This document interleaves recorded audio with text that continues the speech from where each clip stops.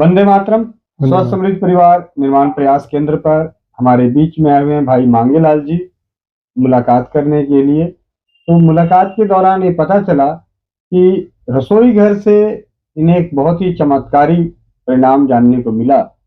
रसोई घर के एक इलाज से इन्हें इनकी समस्या बहुत ही मतलब जैसे कई लोगों की समस्या हो सकती है वैसी उस समस्याओं का निजात रसोई घर के सबसे सरल उपचार से, मतलब रसोई घर जिसको हम लेके स्वस्थ समृद्ध परिवार की जो विचारधारा है कि रसोई घर ब्रह्मांड की प्रथम औषधालय जागरूकता अभियान के तहत, तो उस अभियान के तहत ही रसोई घर का वो सबसे कामयाब उपचार जो गले की समस्या के लिए इन्हें गले का फंदा पड़ा हुआ था, एक तरह से गले में फांस पड़ी हुई थी, इतनी तकलीफें थी गले को लेके कि परेशान थे। और रसोई घर का एक सिंपल सा रसोई घर में पड़ी हुई हमारी जो औषधि है उसका सिंपल प्रयोग करके किस तरीके से मांगेलाल जी स्वस्थ हुए हैं, तो मैं आप चाहें आप इनकी आवाज में खुद ही सुने।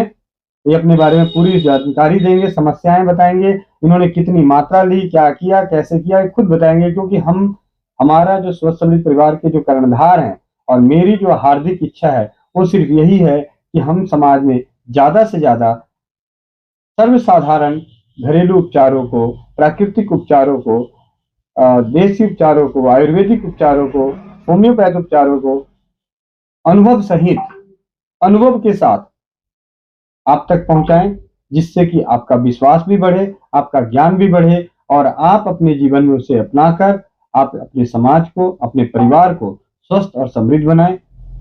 जैसे मांगेलाल जी, मेरे गले में पता नहीं क्या अटक गया था, मुझे समझ ही नहीं आता। डॉक्टर के पास गया तो उसने कहा टेस्ट कराओ।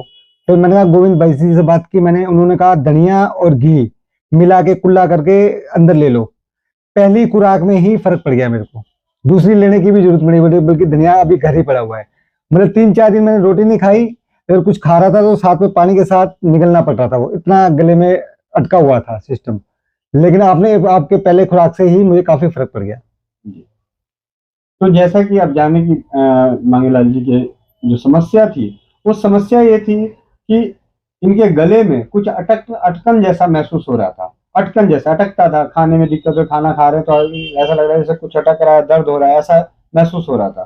तो धनिया जो है, धनिया को 1 चम्मच धनिया 1 गिलास पानी में डाल के खूब अच्छे से उबाल लें, उसमें 1 चम्मच घी मिला लें।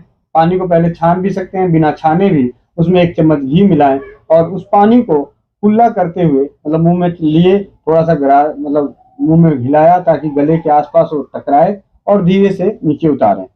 तो इस तरीके से करने से गले की ऐसी समस्या जब गले में अटकने जैसी महसूस हो तो नष्ट होती है, गले का इन्फेक्शन दूर होता है, पेट भी साफ होता है, कमजोरी दूर होती है।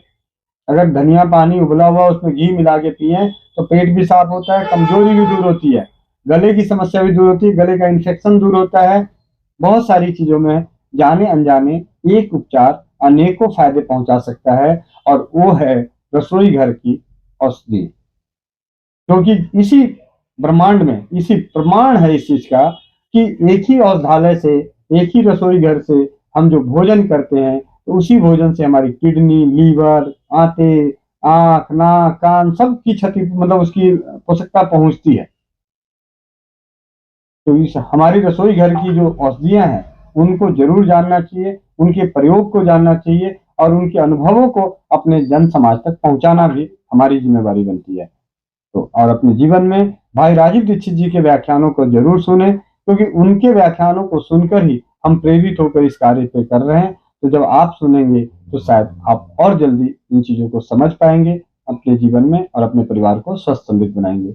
वंदे मातरम, जय हिंद, जय भारत।